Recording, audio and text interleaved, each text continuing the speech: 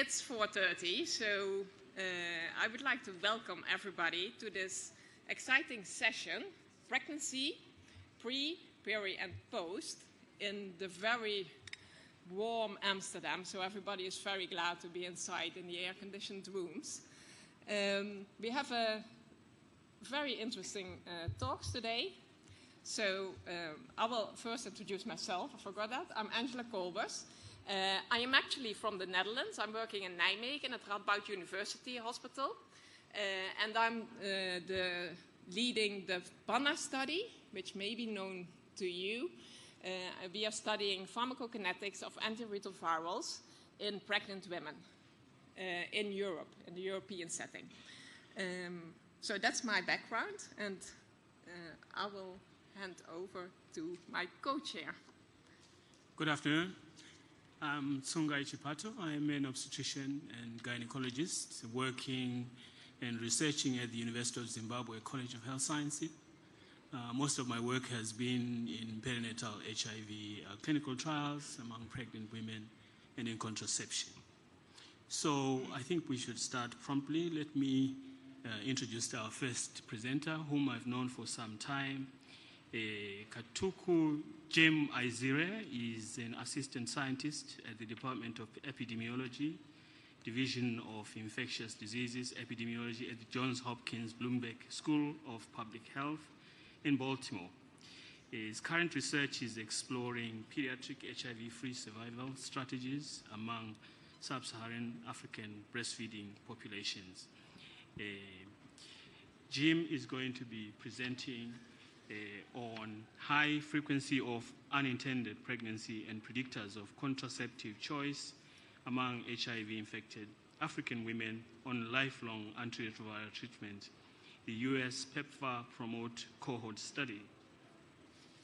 Jim? Thank you very much, Dr. Chipato, and good afternoon to you all.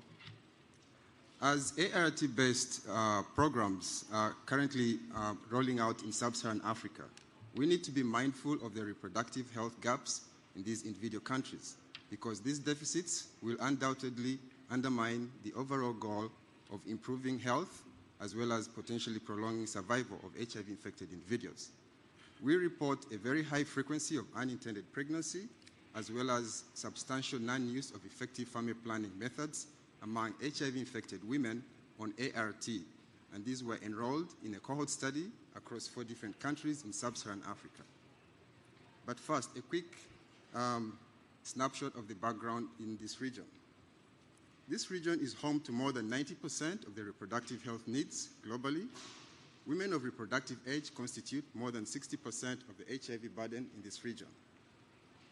Several countries in the region have more than 60% unmet need for modern family planning methods. And more than 85% of unintended pregnancies in this region are attributed to non-use of what is classified as effective family planning methods. And reasons for non-use of these methods frequently include infrequent sex, as well as safety reasons. Other reasons include breastfeeding, opposition by the partner, as well as access-related reasons. One strength of this analysis is the fact that it's based on a well-characterized cohort of HIV-infected women on ART who were identified from a multi-country prevention of mother-to-child transmission clinical trial called PROMISE. We specifically targeted the highest enrolling sites in Uganda, Malawi, South Africa, and Zimbabwe. And these mother-baby pairs are being followed through 2021, but for purposes of this analysis, we restrict the data to what was collected at baseline between December 2016 through June of last year. We use standardized procedures across the different sites, and for this analysis, we use the Poisson regression to estimate measures of association.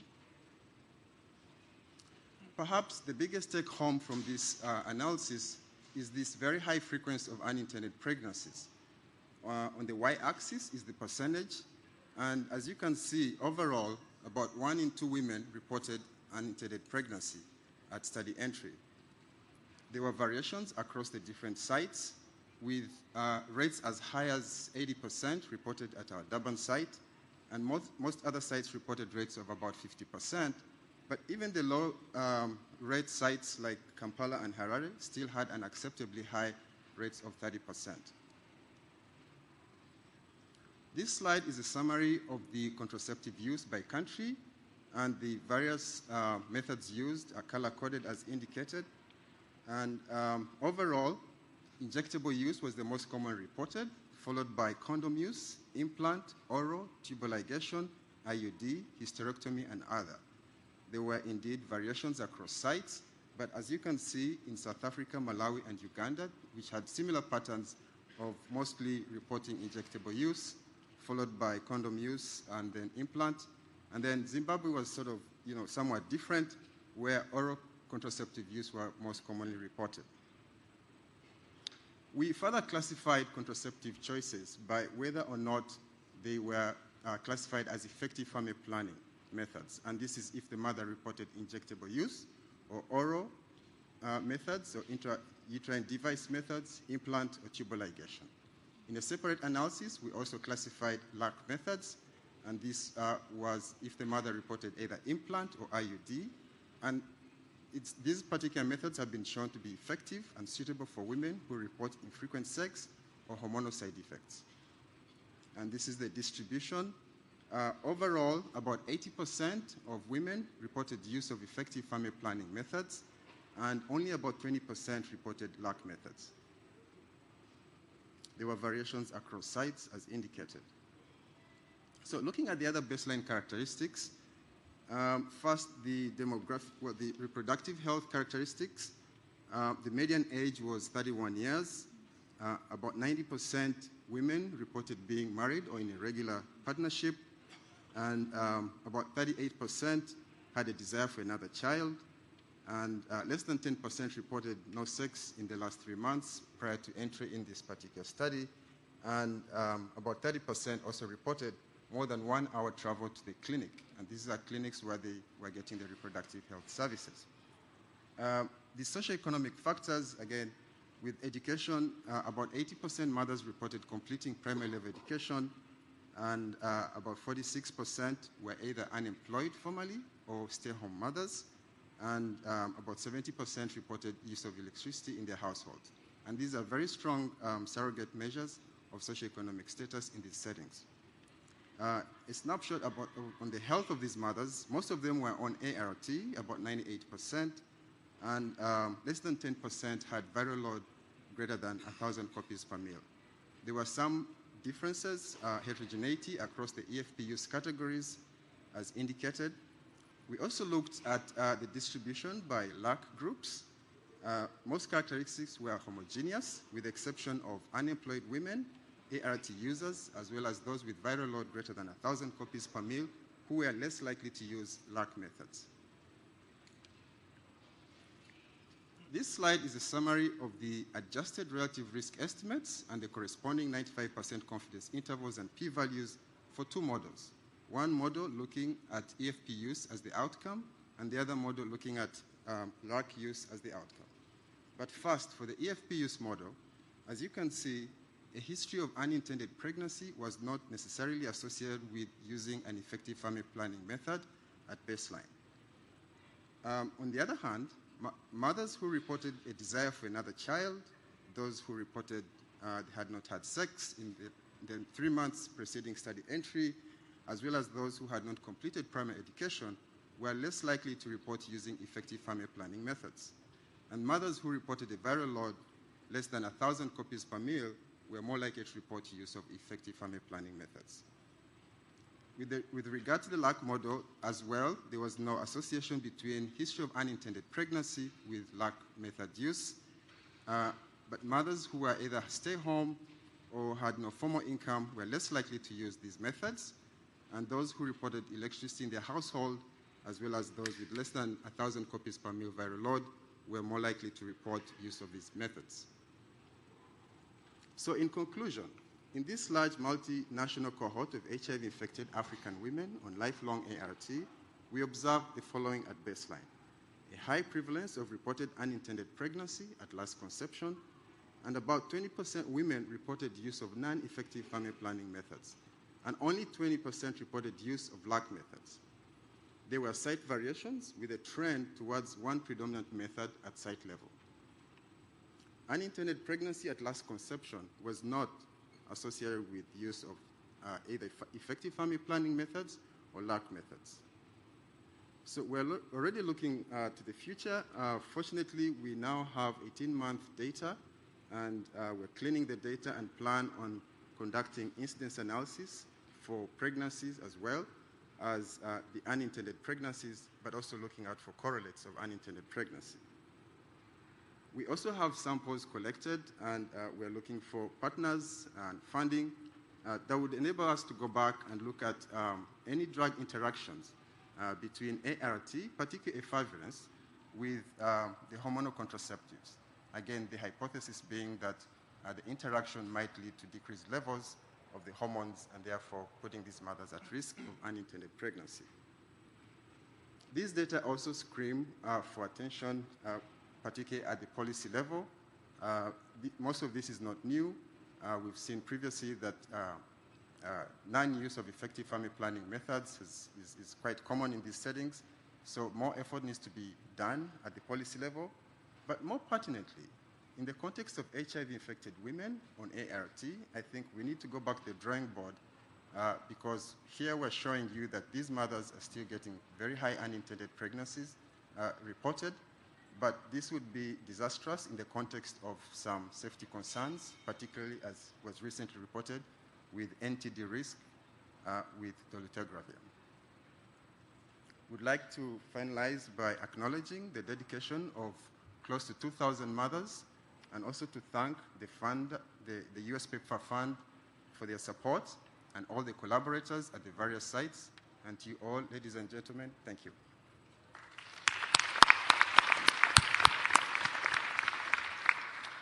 Thank you, Jim. And thank you for keeping to time. This paper is now open for questions. Please go to a microphone if you have any comments or any questions. Perhaps whilst we're waiting for questions, Jim, do you have an explanation for the different distributions of different contraceptive methods in these countries? In the high unintended pregnancy rate, do you think that's due to lack of access? What do you think is the explanation? Yeah, very good question, Dr. Chipato. So one thing with this analysis, it's based on contraceptive data and the contraception were not provided by the study team. So these were obtained from the programs in the respective countries. And as you noticed with the slide showing the distribution of the contraceptive choices, there tended to be a predominance of a particular method. And this might be down to the country-specific guidelines or what is available, as you alluded to, access issues. But again, unfortunately, we could not adjust for the external factors like access. We only had this one variable that looked at distance to the clinic. But there may have been other upstream variables related to access. Please go ahead. My question was similar. John Cohn from Detroit. I think injectable progestin was kind of favored in many settings because it was thought that this should work, and the levels were high enough that drug interactions were not likely to reduce the effectiveness as that as a contraceptive. Was there more concerns, I think, about oral contraceptives and interactions with, say, efavirenz and nevirapine? So I wonder if you could comment on a difference in Zimbabwe, which seemed to have quite a different pattern of contraceptive use compared with the other participating sites. Right. So again, very important observation. This analysis did not look at any interactions yet. We hope to do this with the 18-month follow-up data.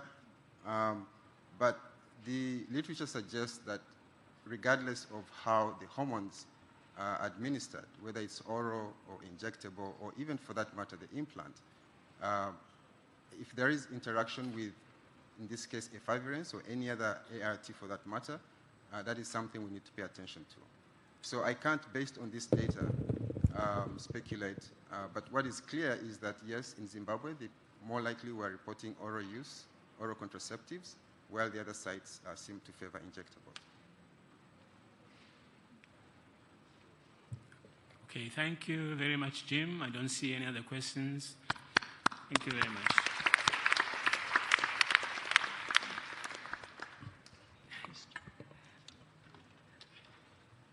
And it's my honor to introduce Mark Miroshnik. He is professor at the pediatrics and chief of the division of neonatology at Boston University School of Medicine and Boston Medical Center. He has extensive experience in clinical trials investigating the clinical pharmacology of antiretrovirals in neonates, infants, children, and pregnant women. And Mark and I work together on with the P1026 study and the PANA study for some data. And Mark is going to present on tenofovir alafenamide pharmacokinetics with and without cobicistate in pregnancy. The floor is yours. Thank you, Angela, and thanks to the organizers for giving us the opportunity to present our data. I'm presenting today for Jeremiah Momper, who was unable to attend the conference. Tenofovir alafenamide, or TAF, is a prodrug of the nucleotide reverse transcriptase inhibitor tenofovir that has enhanced stability in plasma and an improved safety profile comparable to tenofovir disoproxil fumarate. TAF is most commonly administered as part of a fixed-dose combination, either with or without the pharmacokinetic booster cobicistate. COBI inhibits transporters involved in the bioavailability of TAF, including P-glycoprotein, BCRP, OAT P1B1, and B3. And co-administration of TAF with COBI results in higher TAF exposure.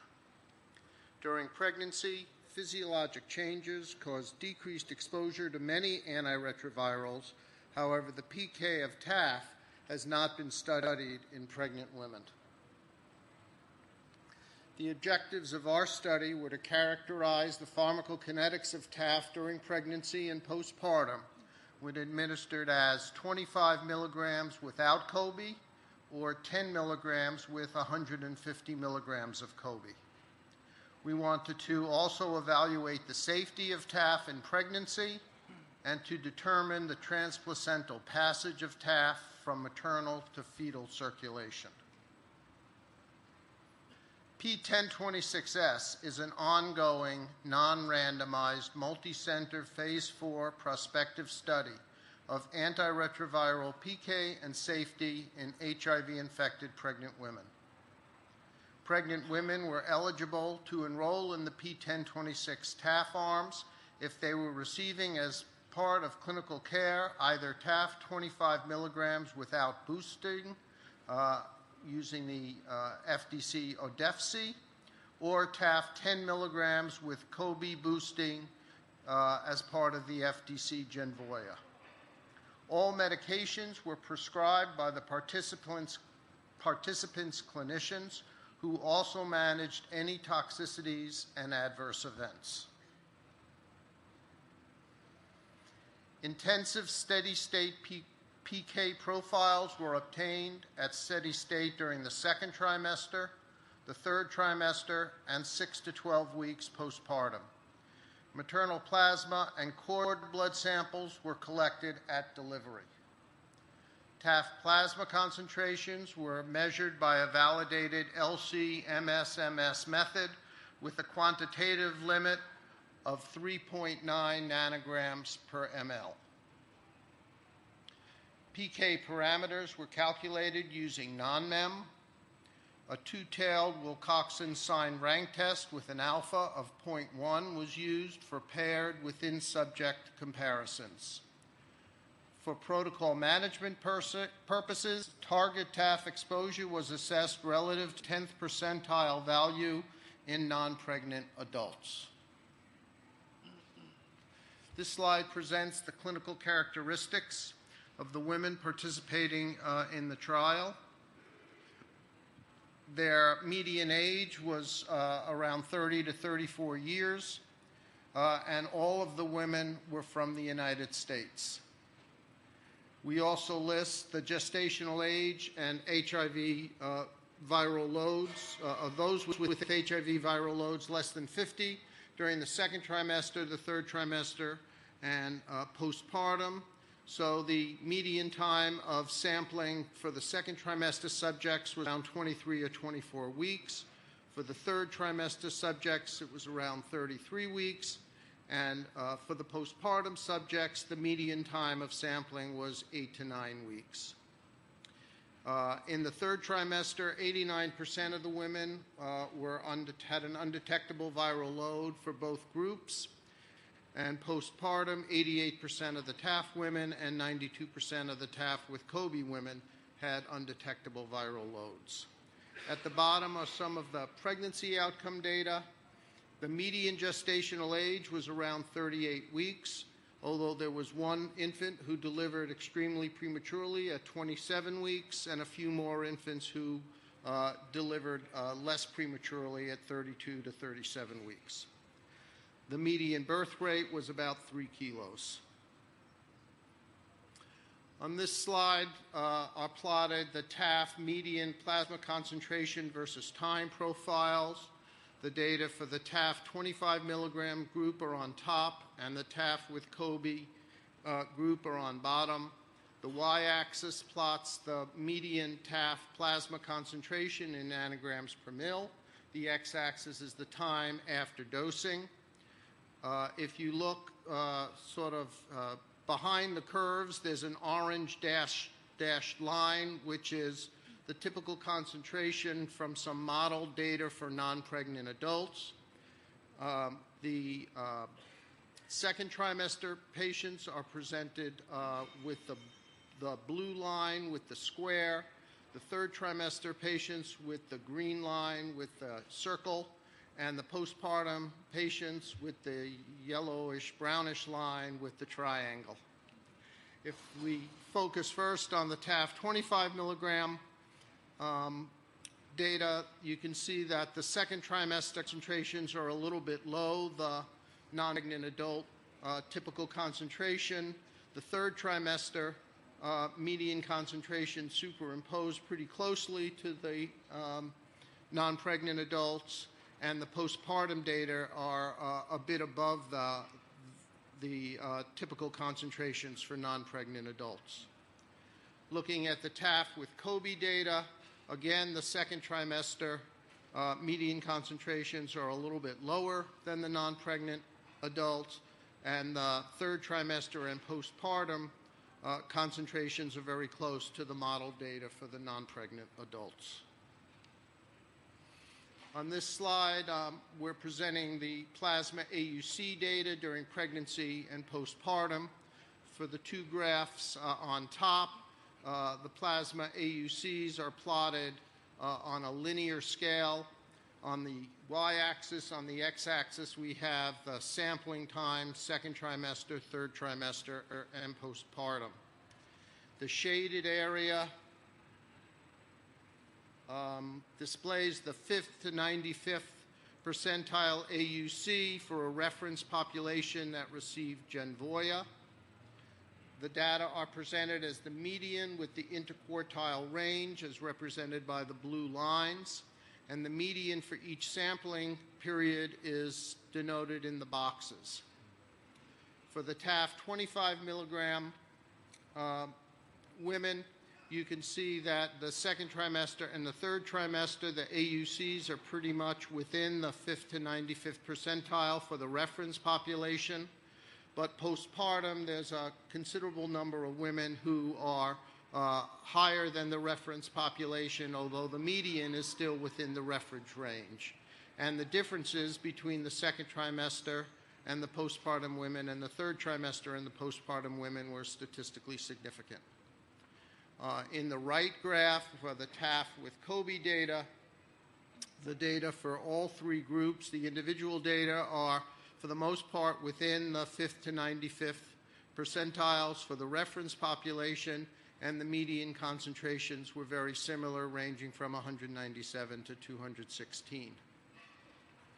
The table in the middle of the slide presents the geometric mean ratios of the second trimester to postpartum AUC. The data for the Second trimester is in the left-hand column, and the third trimester is in the right-hand column. The first line is for the TAF 25 milligram patients, and the geometric mean ratio in the second trimester to the postpartum AUCs was 0.57, and in the third trimester it was 0.66. The confidence intervals don't include 1, so these differences are statistically significant. On the lower line are the data for the TAF with Kobe women, and here in the second trimester the ratio was 0.79, and in the third trimester the postpartum ratio was 0.86, and these differences were not statistically significant. Looking at the AUCs using our TAF target concentration of the 10th percentile for non-pregnant adults, the proportion of subjects who exceeded this target ranged from 84 to 96% without differences during pregnancy and postpartum. Maternal safety data is summarized on this slide. The table includes all of the grade 3 or 4 adverse events that were reported, along with the number of participants with each type of event, and the relatedness as assessed by the clinical site and the protocol team.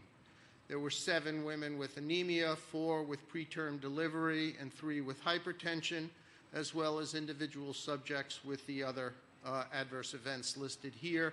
None of these events were considered related to TAF exposure. There was 1 grade 2 adverse event, a woman with probable hepatic steatosis, that was considered possibly related to TAF exposure. The infant outcomes are listed on this slide. The infant infection status was uninfected for 46 or 79% of the infants, indeterminate for 8 or 14% of the infants, and pending for 4 or 7% of the infants. TAF was below the limit of quantitation of 3.95 nanograms per mil in all 15 cord blood samples tested to date. The reported birth abnormalities are included in the table here. The abnormalities are listed along with the gestational age TAF began, and the relatedness as assessed by the clinical site and the protocol team. There was 1 infant with a left congenital pseudarthrosis of the clavicle, whose mother began TAF at 25 and 5/7 weeks. Because the timing of this abnormality during pregnancy is unclear, it was considered possibly related to TAF exposure. This infant also had a right duplicated renal collecting system, but this abnormality was considered not related because the urinary tract is well formed well before 25 weeks of gestation. There was an infant with a renal cyst whose mother had begun TAF prior to conception, and this was considered possibly related. There were several infants with congenital heart abnormalities, 1 infant with a patent foramen ovale, and 1 with pulmonary artery stenosis, and 2 infants with ventricular septal defects, and these were all considered not related to TAF exposure. There were some less significant abnormalities. There was an infant with ear skin tags and a cauliflower ear that was considered not related, an infant with a supernumerary digit or ulnar postaxial polydactyly, which is a genetic condition and was considered a normal variant. There was 1 infant who had congenital CMV infection, which was considered not related, and an infant with a left brachial plexus injury, which was considered birth trauma and not related to TAF exposure. In conclusion, plasma TAF exposures during pregnancy and postpartum were within the range of those typically observed in non-pregnant adults. TAF was safe and well tolerated by mothers and babies in this small sample. Analysis of all maternal delivery samples, cord blood samples, and infant washout samples is not yet complete, but no transplacental passage of TAF was observed in cord blood samples assayed to date.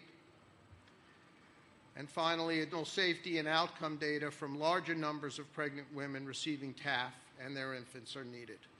Thank you.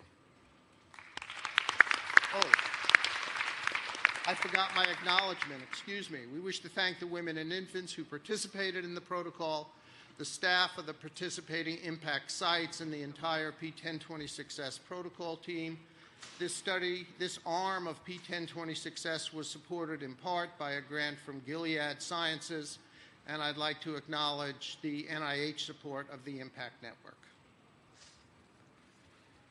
Thank you, Mark, for this excellent presentation, and actually the first data on TAF in pregnancy, which is very important. This presentation is open for questions, only a maximum of 2 questions because we almost run out of time. So you've got a question? Yeah. Yes, I'll be short. The hallmark of TAF is its intracellular concentration, supposedly making it safer than the older formulation of tenofovir. Did you do intracellular concentration assessments? We did not do that in this study, but we're right now developing a new TAF arm for our protocol that will include intracellular assay work. Can I ask a question? Yeah. Please. A short one also. I was expecting, because cholecystid levels decrease a lot during pregnancy, we know that by 50%. So I was expecting to see lower TAF levels, especially in the combination with cholecystid. But you do not see that. Do you have an explanation for that? I think so. I think with plasma CoB levels are low, and when you use it as a booster to inhibit CYP3A4 metabolism, which takes place in the liver, so it requires plasma concentrations. CoB doesn't work well with pregnancy, and we've seen this with elvitegravir, and we had a poster showing this with darunavir as well. However, the way CoB works with TAF is not by blocking CYP3A4 metabolism. TAF is not a 3A4 substrate, but rather by blocking absorption of TAF in the gut, which is due to the transporters I mentioned in the introduction, PGP, BCRP, and some of the OAT transporters. And I think there must be enough TAF in the gut to block those transporters and facilitate bioavailability. So I think the difference is both the mechanism and site of action of where CoB is working in this case. Thank you.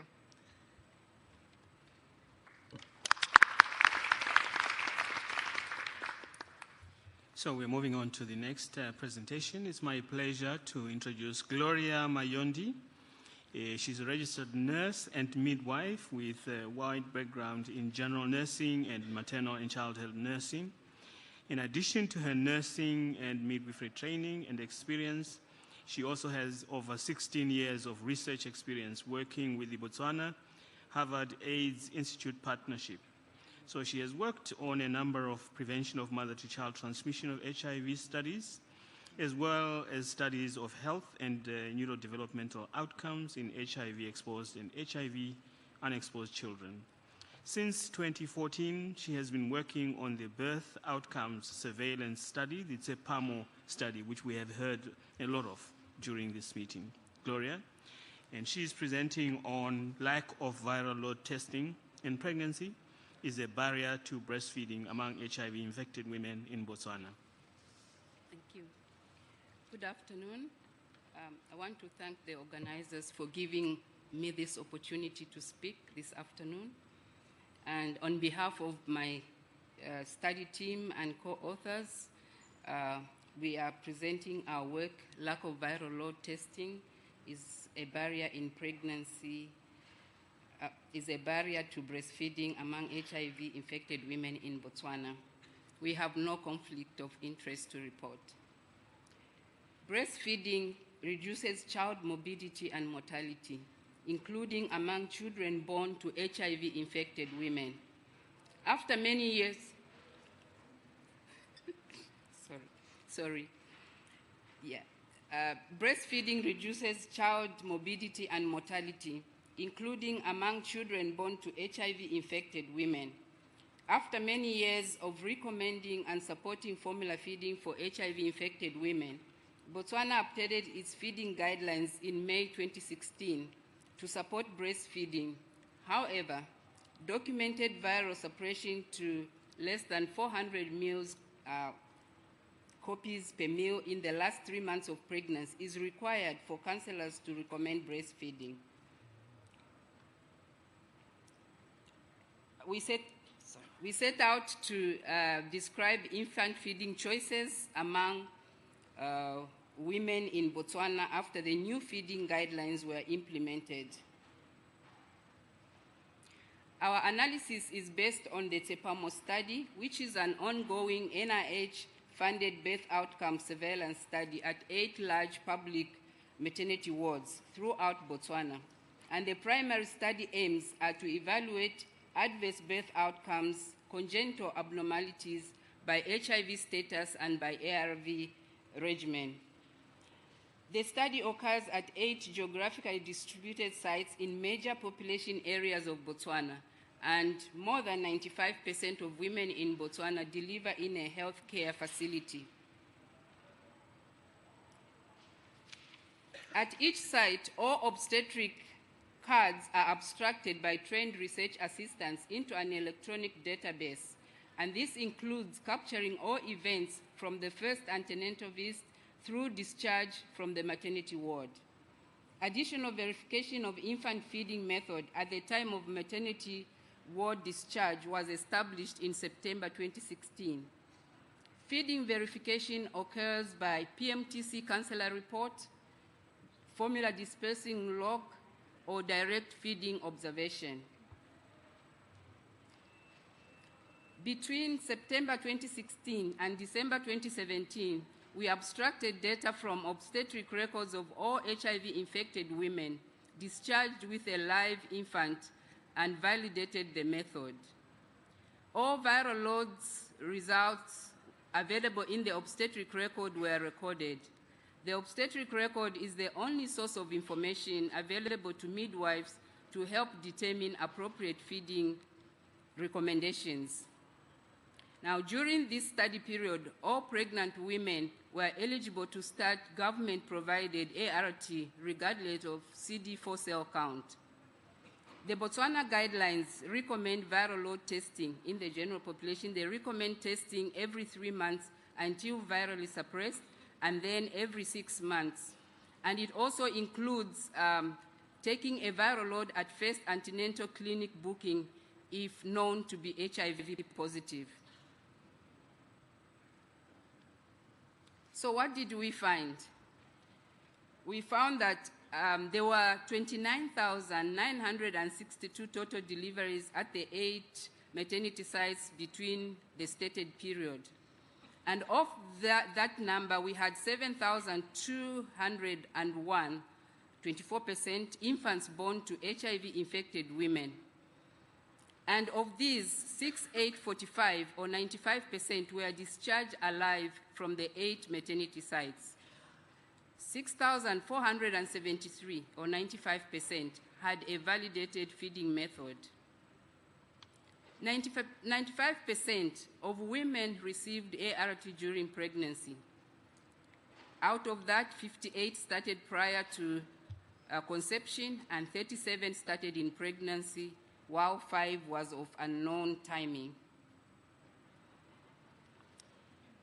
Now, from this, we'll see that breastfeeding uptake at discharge, we had 2,553, or 39% of the HIV-infected women with validated feeding method who were confirmed to be breastfeeding. Breastfeeding, as we can see, breastfeeding choice differed significantly by maternity site with a p-value of less than 0.001. You will see in the blue bars representing breastfeeding and the orange bars representing formula feeding. The sites with the most total number of deliveries, and in particular the larger urban centers, had the lowest proportion of breastfeeding. Now, this table shows some baseline characteristics of mothers by feeding method upon discharge from the maternity ward. As can be seen in the table, the median age for both groups was 31.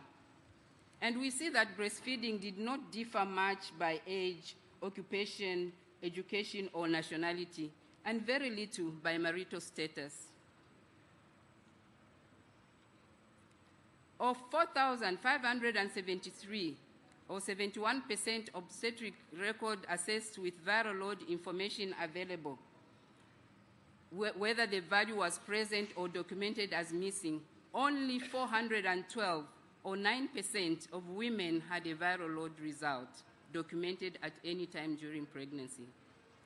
And 400 of these, 97%, were suppressed to less than 400 copies per meal. 96% of women with a known ART start date had received at least 8 weeks of ART prior to delivery. This may suggest that viral load, means that viral load is rarely available to the maternity ward nurses to help counsel women on how to choose the method. Among 400 women with documented viral load suppression, 228, 57%, chose to breastfeed. And among 4,161 women without documented viral load testing in pregnancy, 1,519, 37%, opted to breastfeed, with a p-value of less than 0.1. This suggests that when available, suppressed viral load may facilitate decision to breastfeed. However, lack of viral load suppression was not a strong deterrent to breastfeeding, as evidenced by the fact that among 12 women with viral load greater than 400 copies per meal, 4, or 33%, still chose to breastfeed. Similarly, among 270 women with no reported ART use in pregnancy and no viral load result documented, 72, or 27%, chose to breastfeed. Our study has some limitations.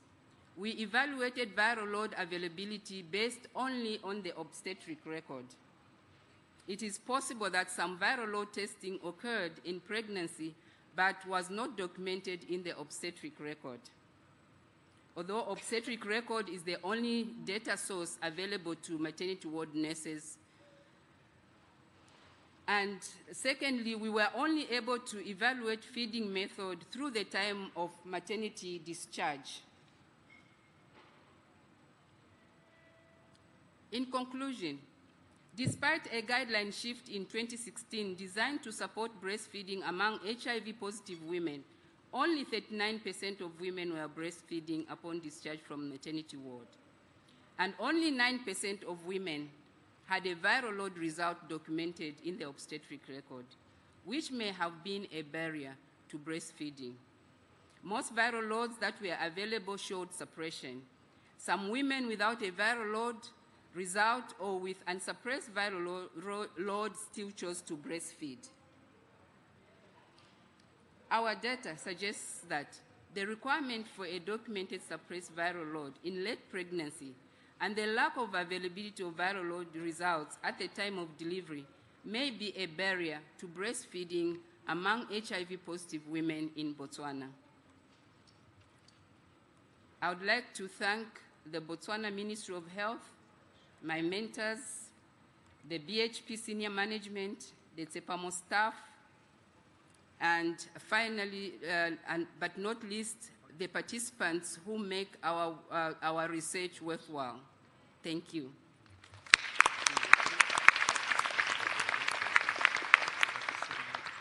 Thank you, Gloria. This paper is open for questions.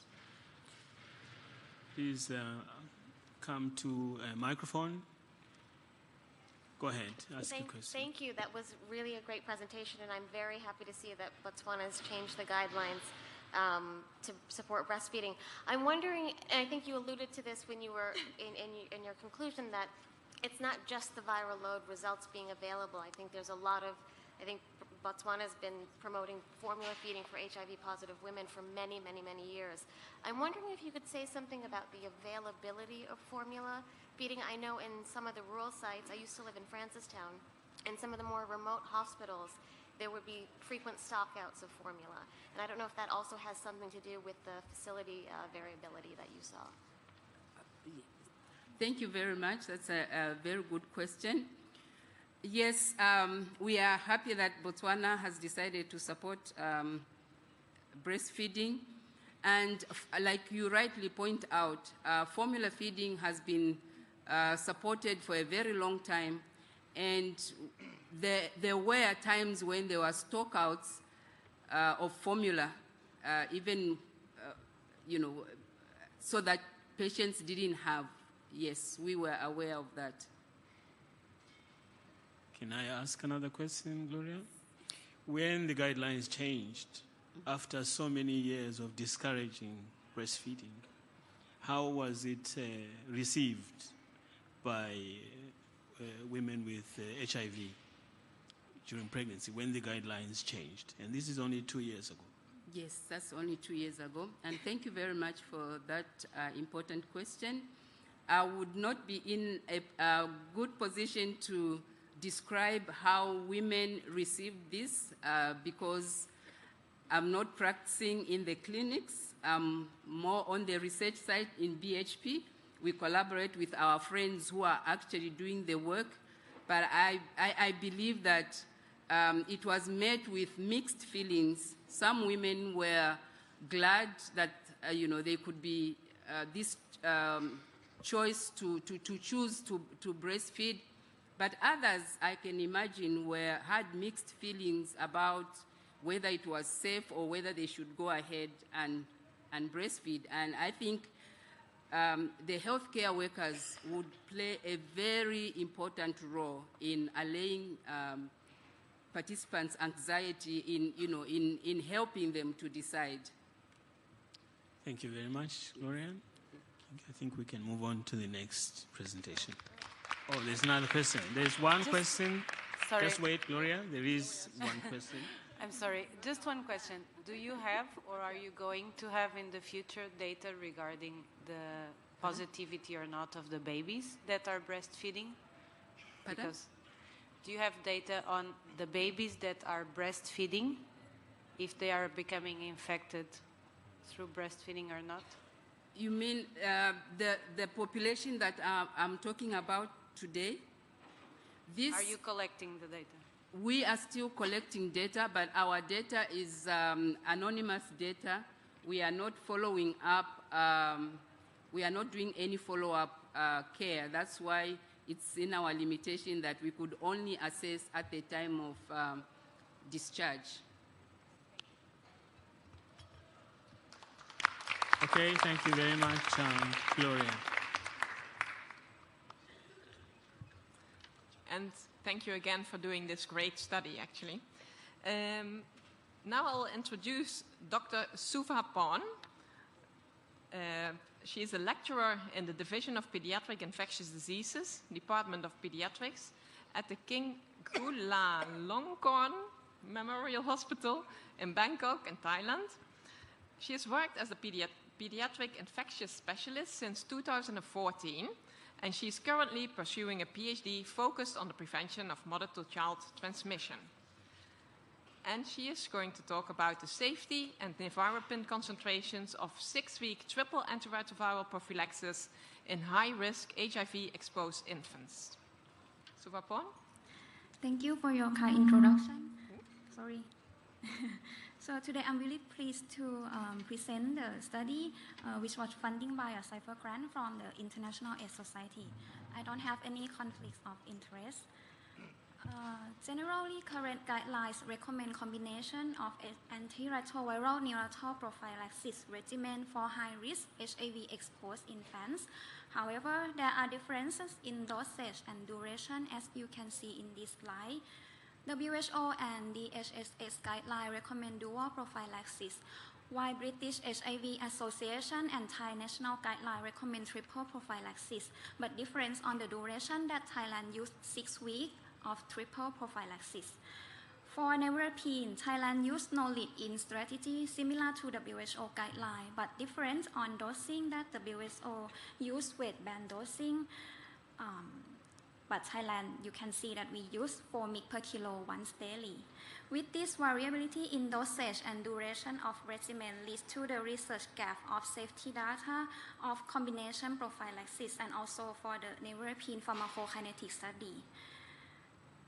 The primary objective of this study was to compare the rates of adverse events, primarily on anemia between 6 weeks Sidovudine, Lamivudine, and Nevirapine prophylaxis, and 4 weeks Sidovudine neonatal prophylaxis regimen.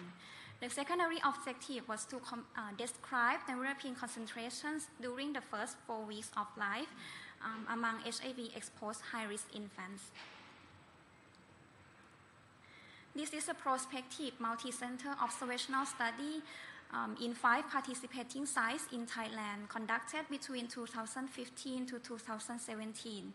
The population were overall 200 perinatally HIV-exposed infants with gestational age more than 34 weeks and birth weight more than 1,500 grams with formula feeding.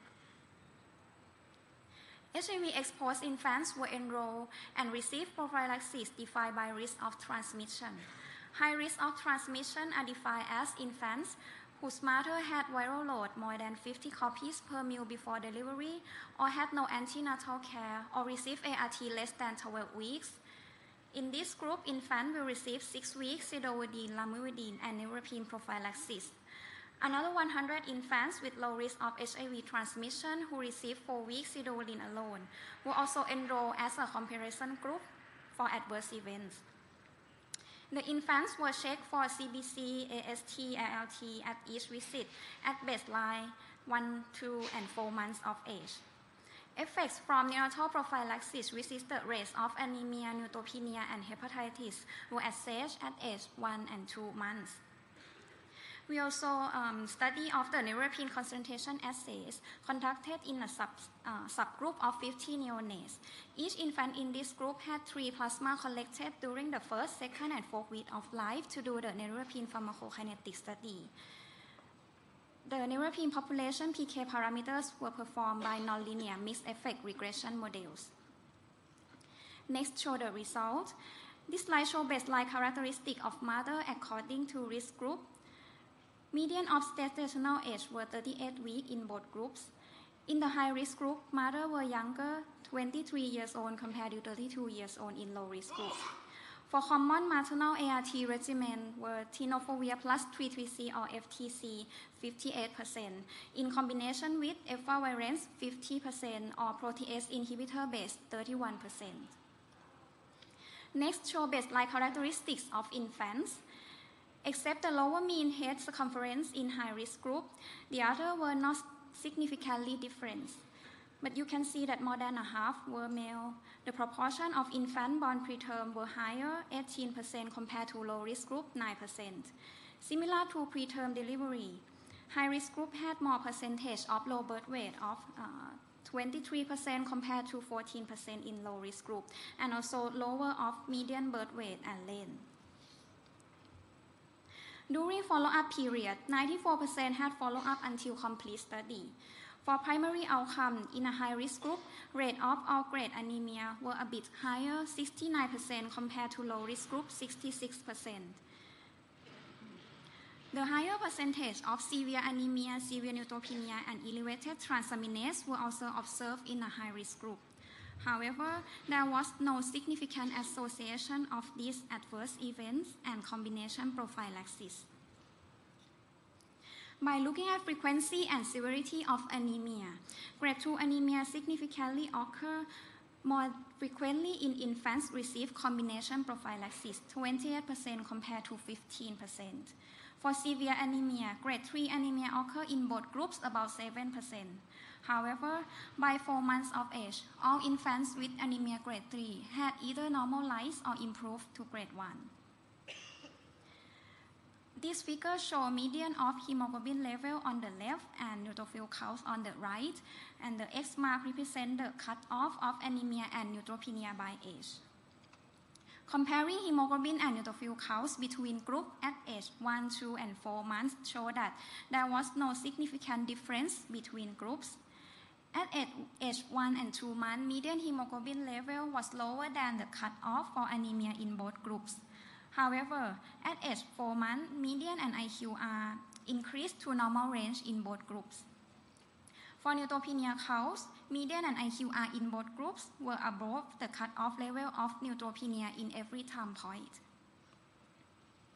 For the secondary outcomes of neuropene concentrations, 50 high-risk infants were enrolled. 2 infants were excluded due to their mother receiving a neuropene-containing ART, which would impact infant neuropene concentrations detectable at birth. Among these 48 infants, 1/4 were preterm. The median gestational age was 38 weeks.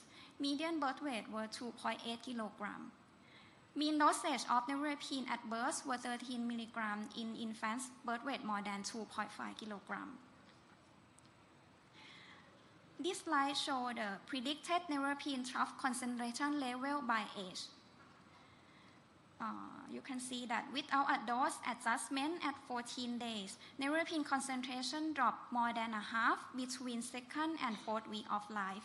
Despite this decline, all infants maintain neuropene concentration above the prophylactic target level of 0.1 mg per liter during the first 4 weeks of life.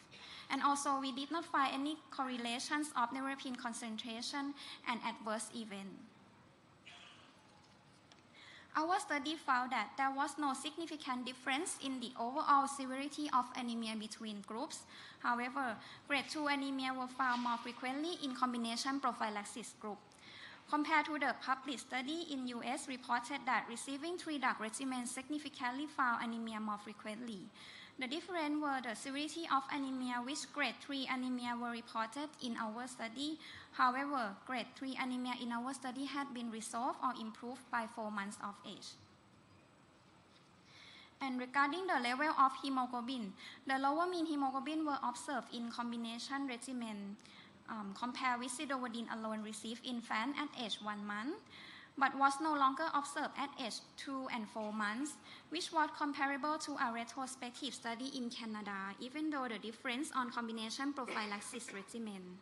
From both studies, you can see that the median level of hemoglobin tends to increase to normal range at 4 to 6 months of age. The lower figure shows the similar trend of level of neutrophil count with increasing of neutrophil count by age 4 to 6 months.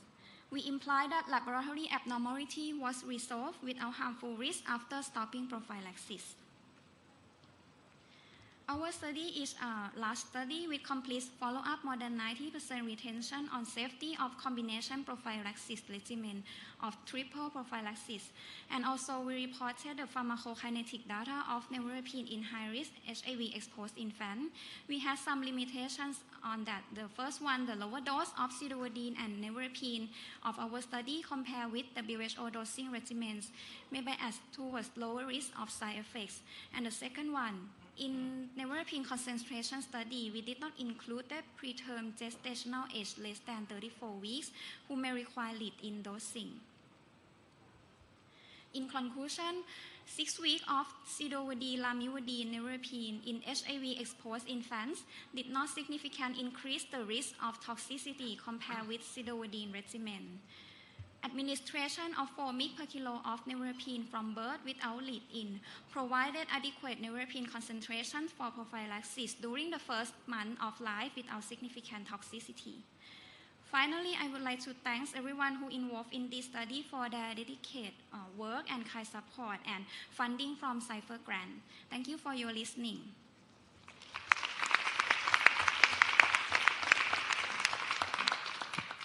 Thank you very much. We can have some questions, so if people want to go to the microphone if you have a question. I do have a question. Could you explain or go into the difference you see you on zidovudine monotherapy, you see more anemias than the Smith study saw. This one, right? Yeah, that one. So you see 66% in total, especially, and that I think the difference is driven by the grade 1 anemias, you see? Yeah. The difference may be explained by, even though it's the sidovudine which used 6 weeks, but we reported the rates of anemia at age 1 and 2 months of age. But from the study that I compared, they report the percentage of infants who had anemia. So it's quite hard to be compared like head to head. It's not a very great example to compare of it. But you can see the trend when you compare it to the other study.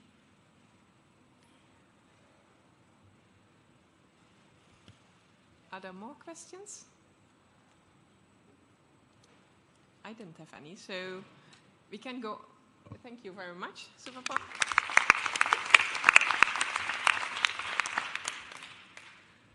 And then our last presentation, there wouldn't be a pregnancy session without mentioning dolutegravir in this year at the AIDS conference. So I'm very happy to introduce Professor Seiku. He is professor in the Institute of Translational Medicine, University of Liverpool, and he's PI of the Dolphin 1 and the Dolphin 2 study. He leads an active research program in HIV pharmacology, including drug interactions and prevention of transmission, as well as the Liverpool HIV Drug Interactions website.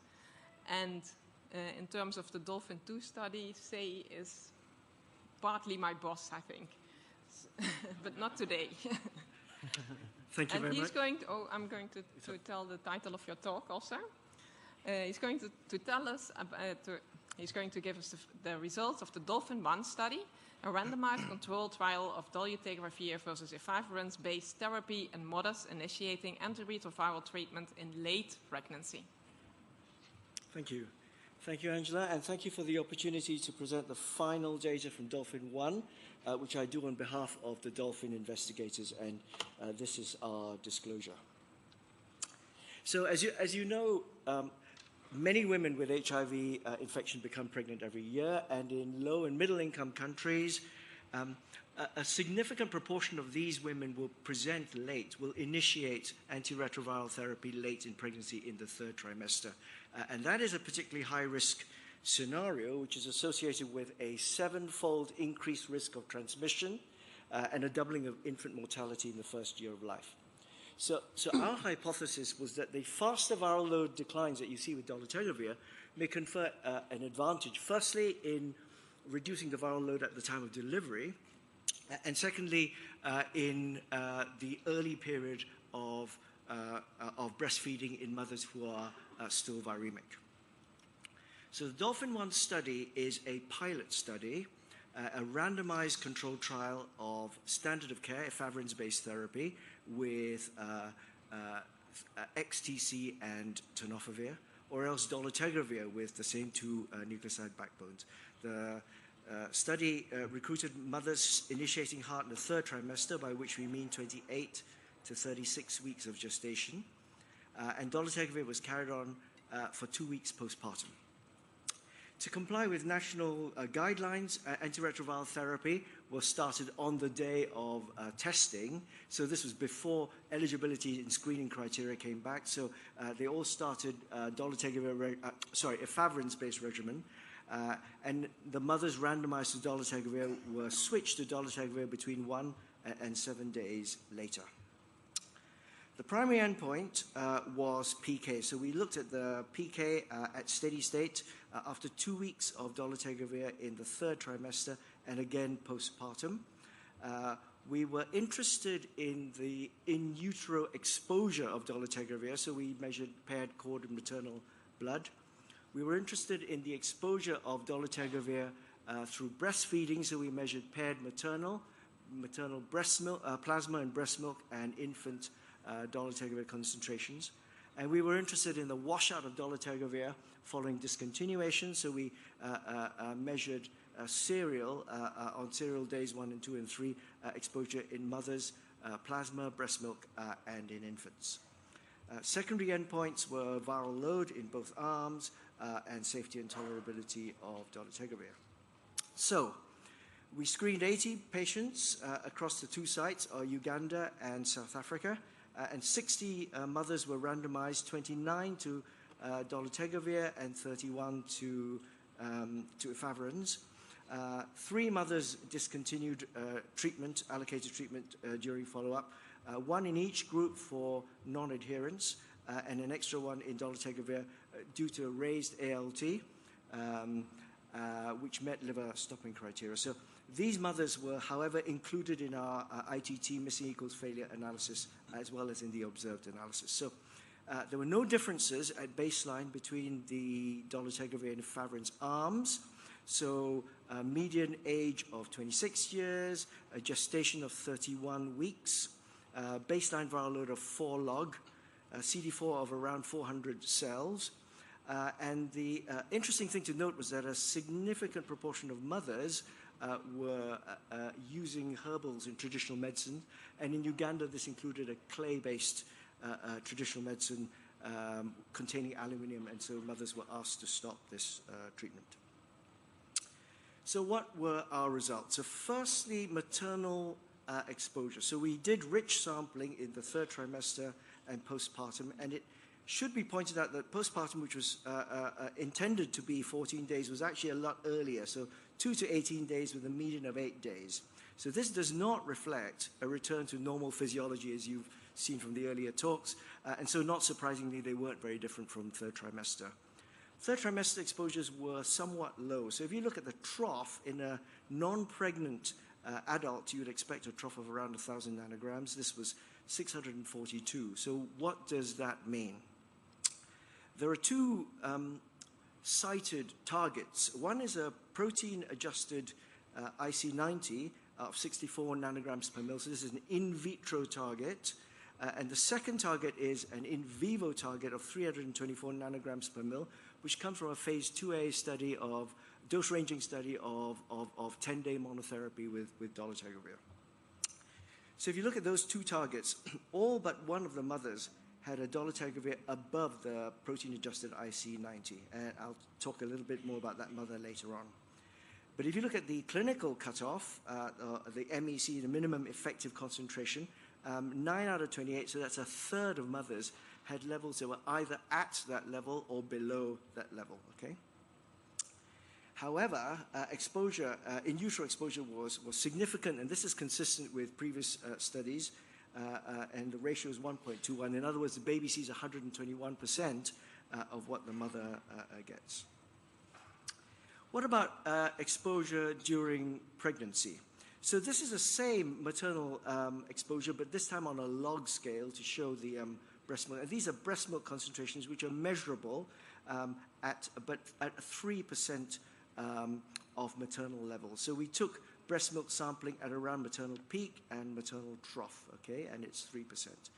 Infant exposures were somewhat higher. So the way that we did this was, because the baby is constantly feeding throughout the dose interval, peaks and troughs are probably not terribly meaningful. So what we did was we collected the infant plasma at the maternal trough, and then at the maternal peak, we mandated a feed, and then 1 hour later, we bled the infant. So we tried to use that to estimate the upper and the lower bounds of exposure in the infants.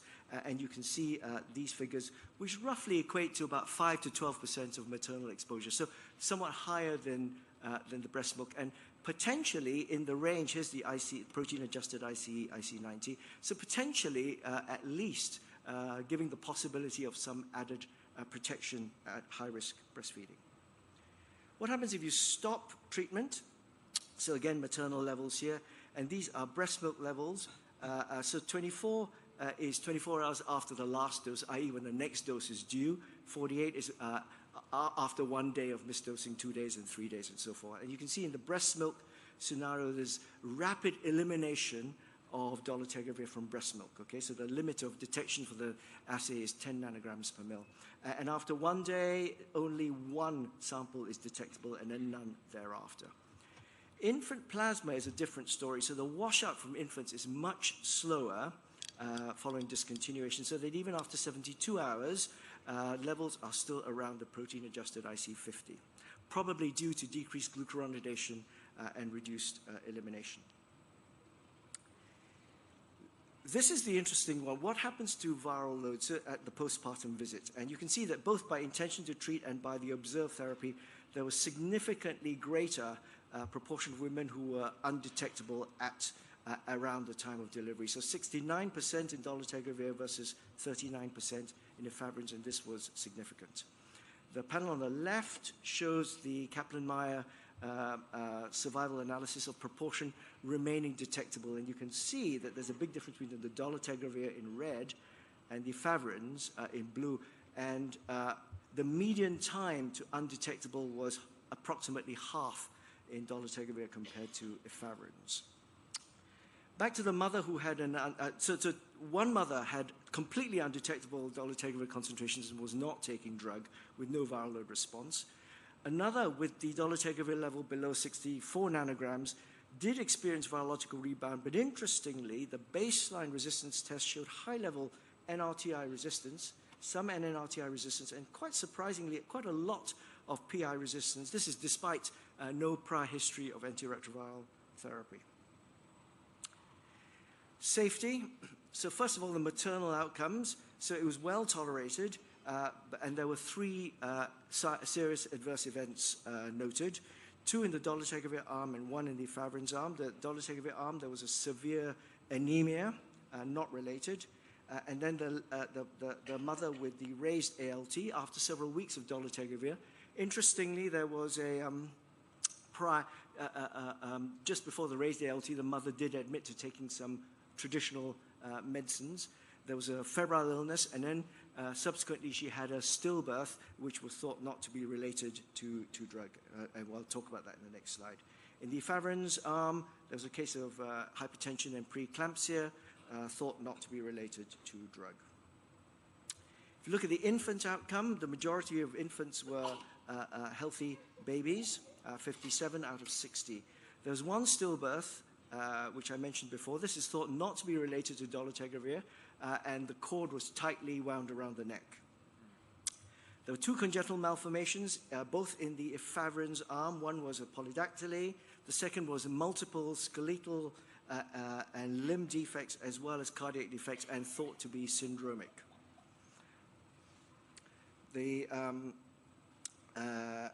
And there were 3 serious adverse events in the babies, the third one being neonatal sepsis, again thought not to be related. So, what are the conclusions? So in this pilot study, which is small, a significantly greater proportion of mothers initiating heart late in pregnancy achieved undetectable viral load in the dolutegravir arm compared to the efavirenz arm. This is despite dolutegravir exposures in the 3rd trimester being relatively low. This is comparable to the PANA cohort, but slightly lower than the impact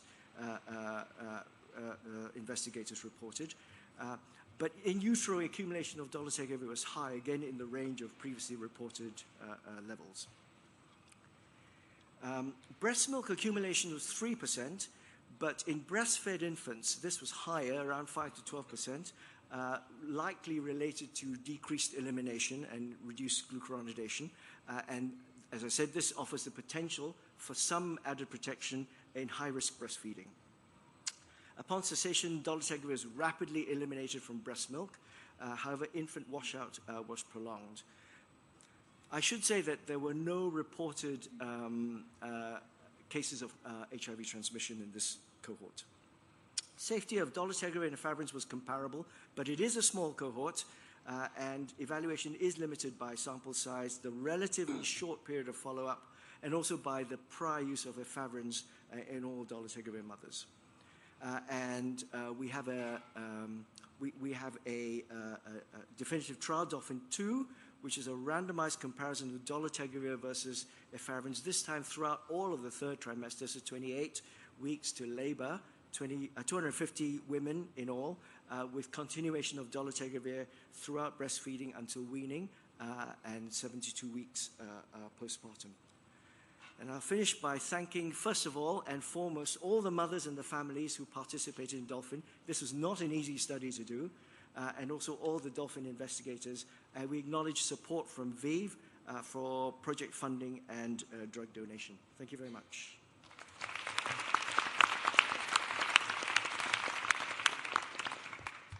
Thank you very much, Say. We still have time for some questions. I think 2 minutes, so if you want to go to the microphone when you have a question. Pauline? Thanks, Say, for this nice presentation. I have a question about the dolutegravir C trough concentrations that you found in the study. Because if you look at the trough concentrations that were found in phase 3 clinical trials for dolutegravir, these seem to be slightly higher, approximately 1, for example, in the Spring 1 trial. Mm-hmm. And you found slightly lower trough concentrations also in the postpartum curves. Do you have any explanation for this, and can you tell us something about whether this PK was sampled under fed or fasted conditions? Yeah, so that's a good question. And there are a number of potential explanations. The first one was there residual induction from efavirenz? I think we thought probably after 2 weeks there wouldn't be, and there's some modeling data from Ivy Song from VIV suggesting that actually all the induction would have finished by 2 weeks. However, that was in Caucasians, and of course, efavirenz poor metabolizers, that might be different. So we weren't able to assess that. I think that I can't remember whether it was done fed or fasted. I think it was done without regard to food, actually, because the dosing was done without regard to food. And what was your other? So it was lower. Also, these mothers are. We looked at body weight, and that didn't seem to explain it. We looked at CD4 count as a proxy for late-stage disease. That didn't seem to explain it. We think they weren't taking the sort of herbals that they shouldn't have been taking, but we can't be sure about that. Then Mark has a question? Yeah, Say. I was wondering about the infant washout. How old were the babies when that was done? And were you able to quantify the elimination and calculate a half-life for those babies? Okay, so this was the postpartum visit, which is 2 to 18 days with a median of 8 days. And I can't give you a half-life because we weren't allowed to sample too much blood from the infants. So we had about 30 infants on dolutegravir 29. What we did was to randomize a third of them to be day 1, a third to be day 2, and a third to be day 3. So we're currently building the POP-PK model, and that would be a better way of estimating clearance. And in Dolphin 2, are you going to be looking at breastfeeding out farther away from delivery as well? Because I would guess that over the first month of life, as glucuronidation increases in the babies, their dolutegravir exposures may go down. Yeah. So we are, but there won't be any rich sampling. So we're using the rich sampling from Dolphin 1 to build a model for Dolphin 2, and we will be following right up through weaning or 72 weeks.